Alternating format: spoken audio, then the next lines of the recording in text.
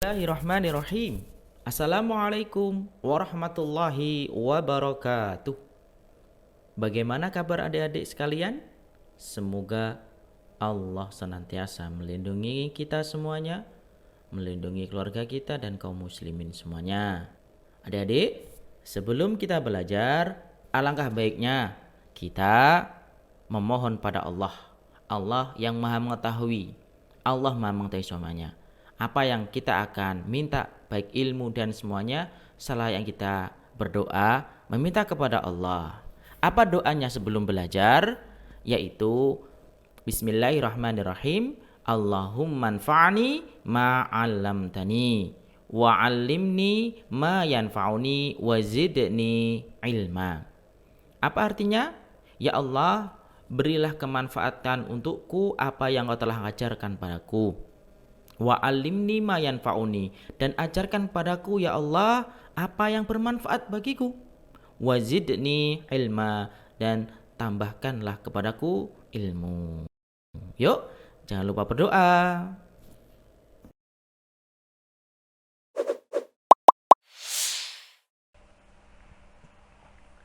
Bismillah, Assalamualaikum warahmatullahi wabarakatuh. Alhamdulillah, wassalatu wassalamu ala rasulillah wa ala alihi wa sahbihi ajma'in, amma ba'du. Rekan-rekan, bagaimana kabarnya? Alhamdulillah ya, semoga rekan-rekan semuanya selalu dalam lindungan Allah subhanahu wa ta'ala. Nah, rekan-rekan, kali ini kita akan membahas tryout UTBK SBMPTN ya, kelas 12 SMA Bintang Pelajar. Oke rekan-rekan, kita langsung saja ya ke pertanyaannya. Oke, di sini kita dihadirkan ya sebuah teks ya. Nah, satu teks ini nanti akan berisi 5 pertanyaan ya. Oke, kita bahas untuk pertanyaan pertama. Oke, di sini pertanyaannya adalah what can the word severity in paragraph 2 be best replaced with? Jadi kata severity di paragraf kedua yaitu bisa digantikan dengan kata apa begitu ya. Nah,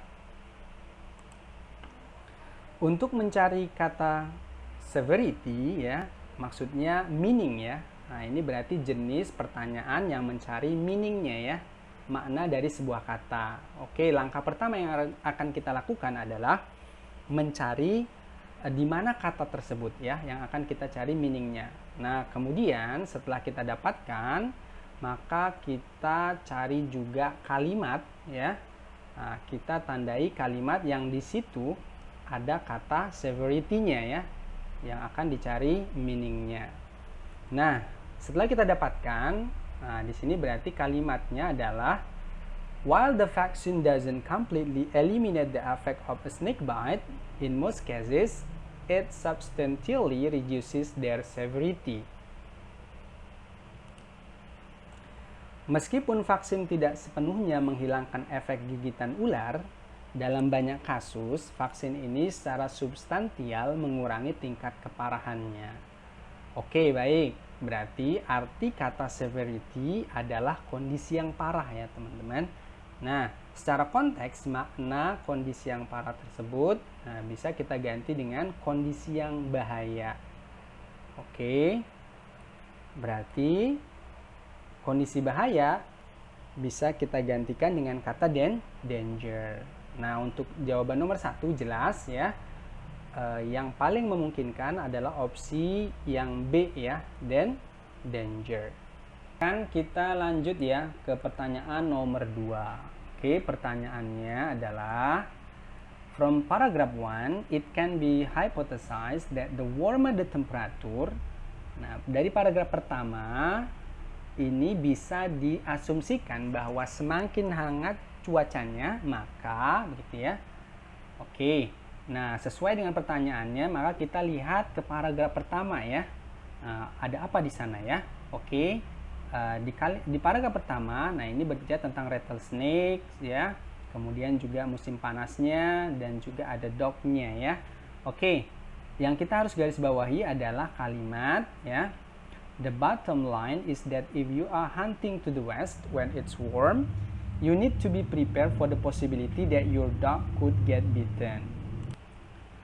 Nah, yang artinya ya, intinya bahwa jika kamu itu hunting atau berburu ke bagian barat ya, ketika cuacanya hangat, kamu harus siap-siap ya, akan kemungkinan ya anjing kamu itu bisa tergigit oleh rattlesnakes ya.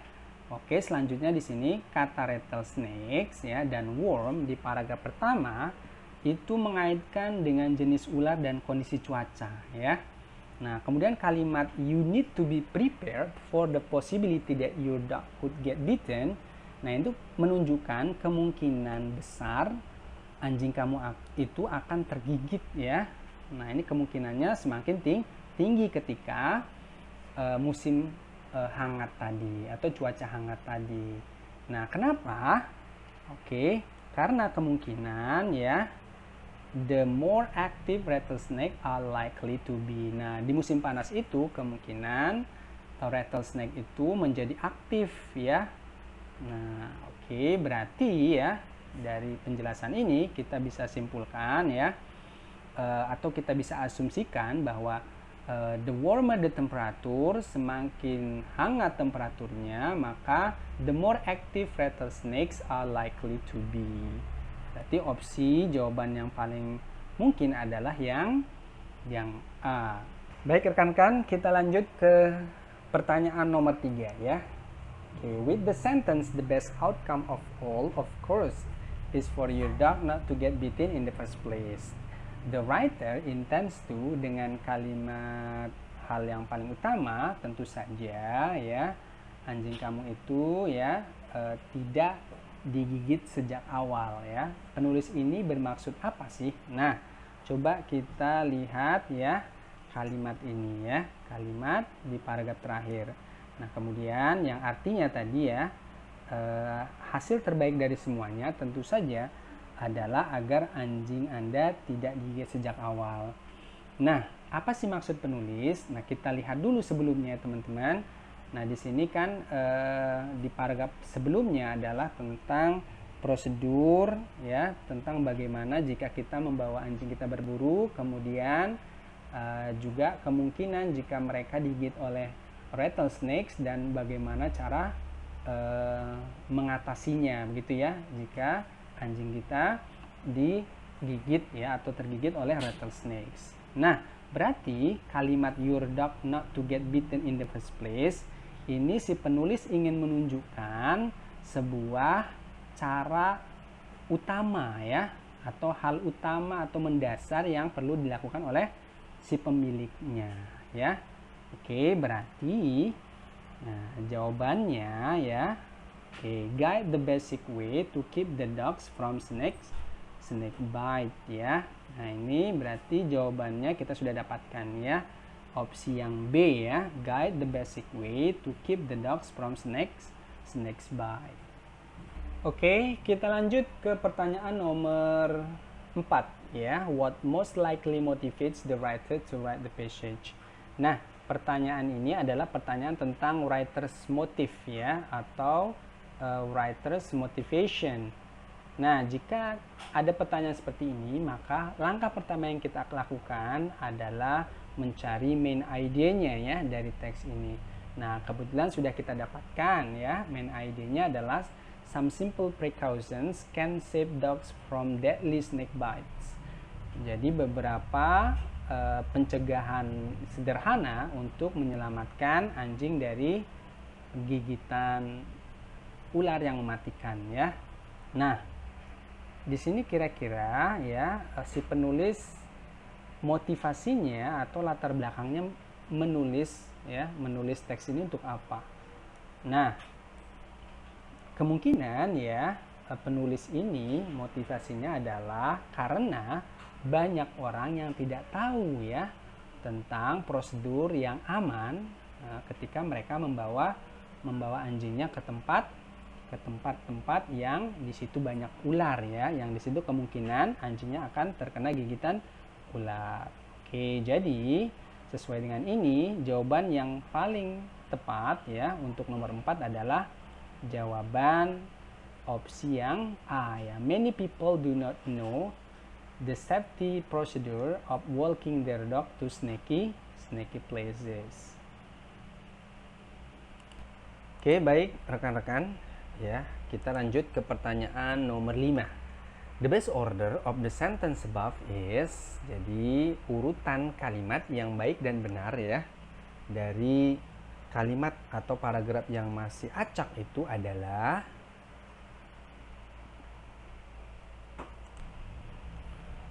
paragraf rumpang ini atau paragraf yang masih acak ini adalah lanjutan dari paragraf terakhir tadi ya. The best outcome of all, of course, is for your dog not to get bitten in the first place. Nah, ini kalimat atau paragraf terakhir tadi ya, adik-adik ya.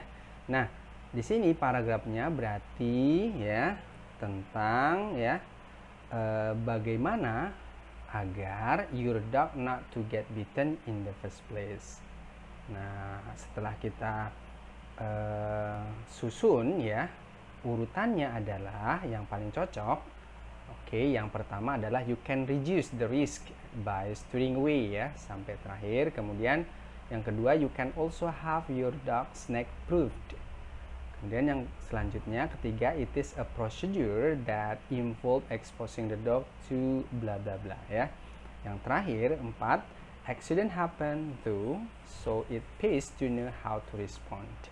Oke, nah, dari sini kita tahu bahwa jawaban ya atau opsi yang terbaik ya dari pertanyaan ini adalah opsi yang C ya.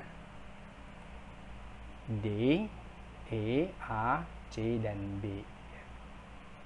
Baik rekan-rekan, kita lanjut ke pertanyaan nomor 6. Untuk pertanyaan nomor 6 ini berdasarkan teks yang baru ya, yang teks yang kedua.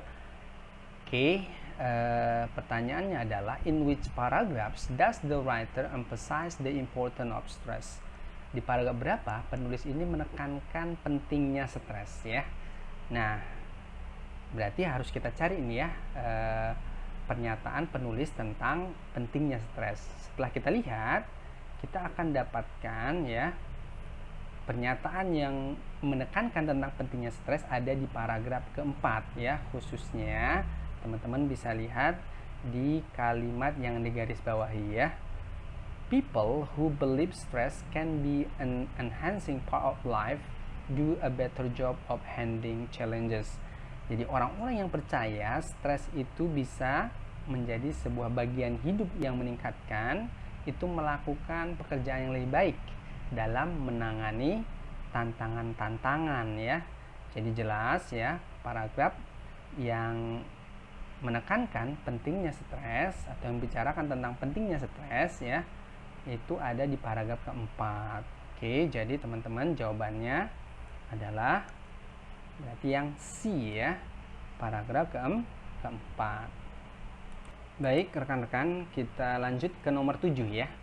Pertanyaannya adalah what is true about stress based on the passage? Yang mana yang benar ya tentang stres berdasarkan passage di atas ini ya, atau paragraf-paragraf yang ada di atas ini. Nah, oke, untuk pertanyaan seperti ini ya, kita hanya perlu mencocokkan ya informasi yang benar yang ada di teks dengan opsi jawaban. Nah, setelah kita lihat, nah kita mendapatkan bahwa di paragraf keempat ya, di situ ada kalimat those three good ideas hover near the top of many self-help lists, as does making time to connect with friends or doing something that brings joy. Jadi ini salah satu cara ya untuk mengurangi stres ya. Ada 3 cara yang top gitu ya. Sebagaimana juga di sini sama juga ya dengan making time to connect with friends ya. Jadi bertemu dengan teman gitu ya, or doing something that brings joy. Nah, di sini ada juga ini doing something that brings joy. Jadi melakukan sesuatu yang membawa kesenangan ya. Nah, ini sesuai ya, kita lihat dengan opsi D ya. Doing something that brings joy may reduce stress ya. Jadi melakukan sesuatu yang membawa kesenangan itu bisa jadi mengurangi stres. Jadi jawabannya yang true ya, sesuai dengan teks adalah yang D. Sedangkan opsi yang lain itu bertentangan dengan pernyataan atau informasi yang ada di teks. Bismillahirrahmanirrahim. Assalamualaikum warahmatullahi wabarakatuh. Bagaimana kabar adik-adik sekalian? Semoga senantiasa dalam lindungan Allah Subhanahu wa taala. Adik-adikku, pernahkah kalian ya membaca atau bahkan mengetahui ya ramalan bintang yang kita kenal dengan zodiak? Ya, meramal ini dan itu, hari baik ini, hari buruk ini, kemudian bagaimana keuangan ini dan itu ya. Maka Islam ada loh tentang hukum ini ya, hukum membaca zodiak. Maka ramalan-ramalan yang akan datang, yaitu perkara gaib, tidak ada yang tahu kecuali Allah. Sebagaimana Allah berfirman, "Qul la ya'lamu man fis samawati wal ardi al-ghaiba illallah." Katakan wahai Muhammad, tidak ada seorang pun di langit dan di bumi yang tahu gaib kecuali hanya Allah. Maka Syekh Soleh Al-Syekh ditanya tentang hal ini, membaca zodiak hukumnya gimana? Beliau menjawab, jika seseorang membaca halaman suatu Quran yang berisi zodiak yang sesuai dengan tanggal lahirnya atau zodiak yang ia cocoki, maka ini layaknya seperti mendatangi dukun atau peramal. Akibatnya adik-adik, cuma sekedar membaca, maka tidak diterima sholatnya selama 40 hari.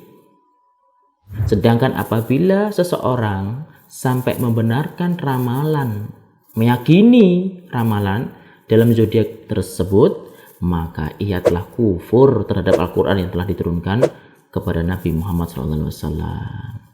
Ini adik-adik, maka ternyata ibaratnya seperti mendatangi dukun.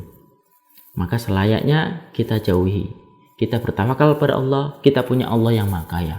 Kita punya Allah yang maha segala-galanya dan maha ya berkehendak dan maha pengasih lagi maha penyayang. Maka tidak layak bagi kita mempercayai ramalan-ramalan atau hal gaib yang disampaikan oleh selain yang dikabarkan oleh Allah Subhanahu wa taala. Semoga bermanfaat. Mari kita tingkatkan tawakalan, tinggalkan ramalan, zodiak, shio dan sebagainya. Tawakal kita hanya kepada Allah. Assalamualaikum warahmatullahi wabarakatuh. Rekan-rekan, kita lanjut ke pertanyaan nomor 8. What can we conclude from the passage? Apa yang bisa kita simpulkan dari passage di atas atau teks di atas? Nah, untuk menjawab pertanyaan conclusion atau kesimpulan, maka kita harus mengetahui apa itu kesimpulan. Nah, biasanya kesimpulan itu adalah jawaban dari pertanyaan pada paragraf pertama. Dan biasanya kesimpulan itu terdapat pada paragraf terakhir ya. Nah, di paragraf 1 sampai dengan 3 ya, di sini dijelaskan tentang dampak negatif dari stres. Namun ya, di paragraf 4 yang terakhir ya, paragraf terakhir dijelaskan bahwa stres bisa berdampak positif jika kita dapat melakukan 3 langkah. Pertama, mengakui ya, menyadari bahwa kita sedang tertekan atau stres. Lalu menyadari bahwa kita stres karena hal yang bernilai. Dan selanjutnya, kita menemukan cara agar tekanan atau stres itu dapat bermanfaat bagi kita. Nah, sesuai dengan conclusion atau pernyataan di paragraf 4 tadi ya, kita bisa tahu bahwa untuk opsi yang terbaik ya untuk pertanyaan ini adalah how people manage their stress will give them different outcomes ya. Oke, berarti opsi yang terbaik adalah jawaban yang B ya. We should give how people manage their stress will give them different outcomes. Bagaimana orang itu manage stresnya itu akan memberikan hasil yang berbeda. Selanjutnya untuk pertanyaan nomor 9 ya. Who will get the most benefit after they read the passage? Siapa yang akan mendapatkan banyak keuntungan setelah membaca passage di atas atau teks di atas? Nah, untuk menjawab pertanyaan seperti ini, yang harus kita lakukan adalah kita mencari main idea-nya ya. Oke, setelah kita dapatkan di sini main idea-nya adalah stress can give us advantage if it is managed appropriately. Jadi stres itu bisa memberikan dampak yang positif ya jika stres itu dikelola dengan sebaik-baiknya. Nah, kemudian kita lihat di sini bahwa setiap orang mungkin akan mengalami stres ya. Dan yang pastinya setiap orang juga akan mungkin mendapatkan keuntungan dari stres tersebut ya. Tidak semua stres itu akan berdampak negatif ya. Oke. Kemudian, nah, yang akan banyak mendapatkan keuntungan adalah berarti people in general ya, orang secara umum, karena hampir setiap orang itu pasti mengalami stres. Jadi jawaban yang paling memungkinkan adalah yang A ya, people in general. Baik, kita lanjut ke pertanyaan nomor 10. Which of the following best restates the first two sentences in paragraph 4? Manakah yang paling tepat yang menyatakan kembali pernyataan atau kalimat, dua kalimat yang pertama ya di paragraf keempat? Oke, kita lihat dua kalimat pertama di paragraf keempat. Oke, di sini menyatakan bahwa experts usually come up with three things: eat right, exercise, and get enough sleep. Those three good ideas, however, need the top of many self-help lists, as does making time to connect with friends or doing something that brings joy. Yang maksudnya adalah ketiga ide tersebut memiliki manfaat yang sama, seperti berkumpul bersama teman, melakukan aktivitas yang menyenangkan. Oke, berarti ya pernyataan yang paling tepat itu ada di, iya benar ya, di opsi D ya. Eating right, doing exercise, getting enough sleep, having fun with friends, and doing fun activities are the top of many self-help list ya. Oke, jadi jawabannya opsi yang D ya teman-teman. Baik, kita lanjut ke soal nomor 10 ya. Oh maaf, nomor 11 ya. Untuk soal nomor 11 ini berdasarkan teks yang ketiga ya. Nah, pertanyaannya adalah, from the last sentence, the author would apparently agree that the relationship between people and their views toward George's character and influence is not similar to the phenomenon of ya. Jadi dari kalimat terakhir penulis itu dengan jelas setuju bahwa hubungan antara orang-orang dan pandangan mereka terhadap George karakter ya, karakter George dan pengaruhnya itu tidak sama dengan fenomena apa ya kira-kira. Nah, oke, kita lihat di kalimat terakhir, people were and still are divided the character and influence of this minor figure in history.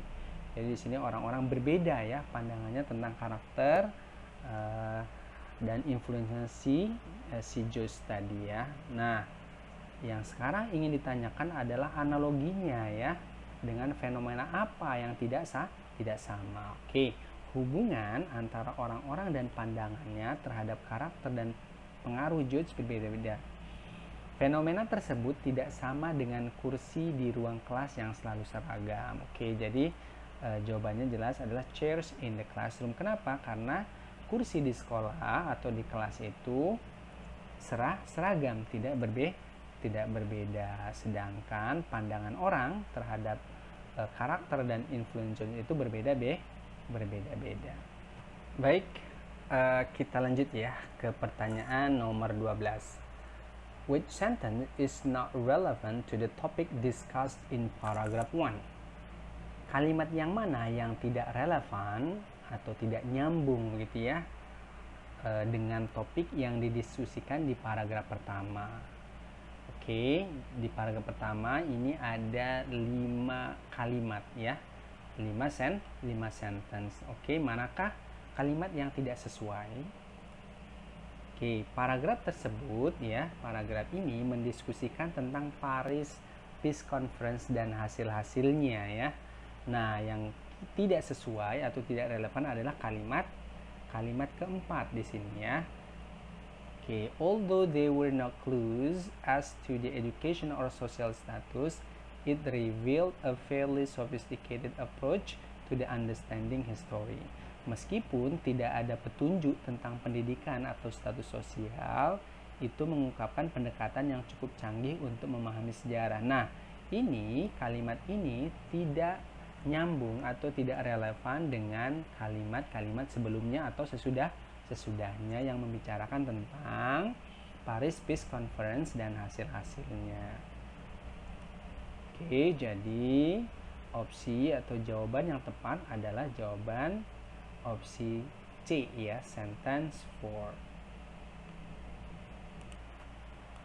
Baik, rekan-rekan, kita lanjut ke nomor 13 ya. We can assume that Winston Churchill ya, kita bisa menduga atau mengasumsikan bahwa Winston Churchill itu nah kita lihat pernyataan Winston Churchill ya di paragraf ketiga ya. Nah, di sini dia memuji Lloyd George karakter di sini ya. Di sini dia berkata ya, one of the most admirable traits in Mr. Lloyd George's characters in Winston Churchill's view was his complete freedom at the head of his power, responsibility and good fortune from anything in the nature of pomposity or superior airs. He was always natural and simple. He was always exactly the same to those who knew him well, ready to argue any point, to listen to disagreeable facts, even when controversially presented. Nah, dari sini kita mengetahui bahwa ya Winston Churchill ini sangat menghormati ya, sangat menyanjung personality si Mr. Lloyd George ya. Nah, bisa kita simpulkan ya bahwa Winston Churchill di sini respected Lloyd George for his personality ya. Dia menghormati George untuk apanya? Dia menghormati kepribadiannya George ya. Berarti jawabannya jelas yang B ya. Baik rekan-rekan, kita lanjut ya. Untuk nomor ke-14. The word pomposity in paragraph 3 is closest in meaning to. Jadi kata pomposity di paragraf 3 itu mempunyai makna yang hampir sama dengan ya. Nah, untuk pertanyaan seperti ini maka kita pertama tandai dulu ya kata pomposity ya, kata yang akan dicari meaningnya ya. Kemudian setelah didapatkan ya, kita juga tandai kalimat di mana kata pomposity tersebut ada ya. Nah, kalimatnya adalah was his complete freedom at the head of his power, responsibility and good fortune from anything in the nature of pomposity or superior airs ya. Jadi di sini ya makna pomposity-nya adalah speaking, behaving in a way that shows you feel yourself more important than you are. Jadi merasa diri lebih penting dari kenyataannya ya. Nah, ini berarti sama dengan maknanya self important, merasa diri lebih penting dari kenyataannya. Jadi kita sudah tahu jawabannya ya. Untuk nomor 14 ya, opsi yang terbaik adalah opsi yang C ya, self important. Baik, kita lanjut ya ke nomor 15. Pertanyaannya adalah where in the text are Lloyd George magical qualities highlighted? Di mana di teks ini ya kualitas magis George itu disorot? Oke, kita dapatkan ya. Di sini ada pernyataan John Maynard Keynes ya di paragraf keempat. Dia berkata, how can I convey to the reader any just impression of this extraordinary figure of our time? This Siren, this god-footed bard, this half-human visitor to our age from the Hague within magic and enchanted woods of Celtic antiquity. Nah, di sini kata enchanted ya, menyihirkan, dan half human, setengah manusia, ini mengisyaratkan tentang magical qualities dari Lloyd George yang disampaikan oleh siapa tadi? John Maynard Keynes ya. Jadi jelas ya jawabannya ya tentang pernyataan kualitas magis Lloyd George itu ada quote ya, quote di paragraf keempat. Baik, alhamdulillah ya, tadi kita sudah menyelesaikan pembahasan tryout UTBK ya. Oke, semoga apa yang kita pelajari hari ini ya bisa adik-adik pahami dan mudah-mudahan bermanfaat. Dan tentu saja semoga amalan kita hari ini diterima oleh Allah Subhanahu wa taala. Oke, adik-adik jangan lupa terus dipelajari untuk materi-materi UTBK-nya. Semoga adik-adik nanti lebih mahir lagi ya. Oke, kita tutup ya dengan membaca alhamdulillah. Alhamdulillahirabbil alamin. Subhanakallahumma wa bihamdika asyhadu an la ilaha illa anta astaghfiruka wa atubu ilaik. Assalamualaikum warahmatullahi wabarakatuh.